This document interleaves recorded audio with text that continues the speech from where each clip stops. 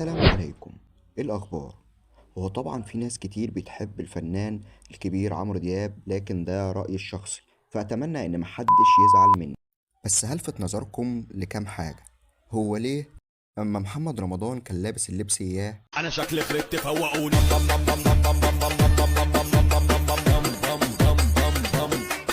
كل الناس هجمته، لدرجة انه لسه واخد براءة قريب في قضية كانت في نفس الحفلة دي برضه.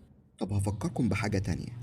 أحمد سعد لما كان لابس الحلق والشبكة اللي كان لابسها دي، كل الناس هجمته. عليك جمال وقلبك صافي وابن حلال معاك. لكن عمرو دياب بيعمل كل حاجة ومحدش بيتكلم عنه.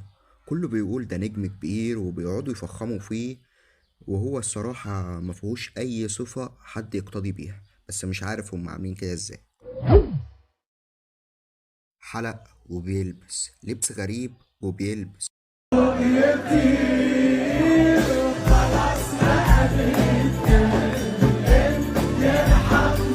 وهو أول واحد اخترع من الفنانين إن الفنان يحط بوتوكس وفيلر والحاجات دي، وزي ما انتوا شايفين وشم وكل حاجة. فأنا الصراحة مستغرب ليه أي فنان بيعمل أي حاجة بيتروق على السوشيال ميديا، إلا ده. الحلقان بيلبسها، طريقته مع الناس مش كويسة، لبسه برضه غريب، ومش عارف محدش بيتكلم عليه ليه. وانا الصراحة حتى اغانيه مبتعجبنيش والله. انا مش عارف هو ازاي مكمل، بس هو برضو اكيد يعني مستمر عشان حاجة او كده، ولكن هو اغانيه كلها تحس ان هي نمط واحد. ومفيش غير اغنيتين تلاتة اللي بيعجبوني برضو، وهو صوته ثابت. يعني ما تحس ما استمتعش بيه زي احمد سعد زي الناس دي. ولكن مش عايز حد يزعل مني، واللي شايفني غلط يكتب في الكومنتات، واللي شايفني صح يكتب برضو في الكومنتات.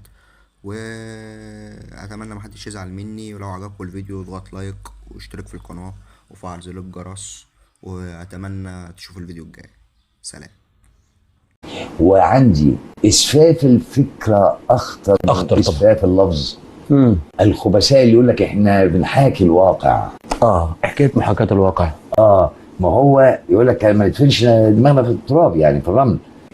لا، النهارده في رجاله بتلبس حلقان يا استاذ حمدي، بيقول لك دي حريه شخصيه.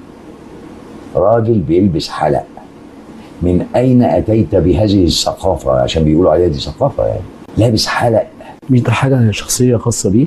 شخصيه في بيته. مش حريه شخصيه؟ لا، مش حريه شخصيه. اه طب انا هقلع ملط وامشي في الشارع، انا حر. ما تبصليش يا اخي. طب اعمل ايه؟ انا همشي ملط وانت ما تبصليش، ما انا برد عليك نفس المنطق. انما عشان تلبسي حلقه وتيجي تقعد جنب قدامي، انا مش هحترم نفسي ولا مش هحترمك قطعا. دي ملهاش دعوه بالحريه الشخصيه. يبقى البسها في البيت، واذا كنت بتلبس معاها قميص نوم يبقى هايل، عشان يبقى الحلقه ماشي معاها قميص النوم. لا لا لا لا لا، دي مش بلدنا ولا عروبتنا ولا اسلامنا ولا ديننا ولا مسيحيتنا ولا ولا تقضى على اي حاجه اكتر من انهم عرفوا يوصلونا نعملها.